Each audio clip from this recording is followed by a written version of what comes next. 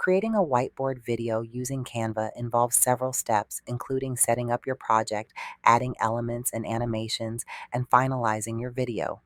Here's a step-by-step guide. 1. Create a Canva account. If you don't already have one, create a Canva account. It's free to sign up and use, although some features require a pro subscription. 2.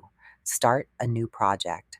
Once you're logged in, go to the home screen and start a new project. Select the blank video template. 3. Add elements. Canva has a variety of elements that you can use to create your whiteboard video.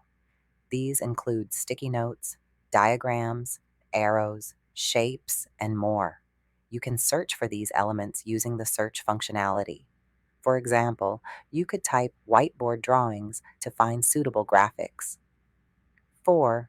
Add text. To add text to your video, go to the text section. You can search for different font styles, such as Comic Relief, and drag them into your project space.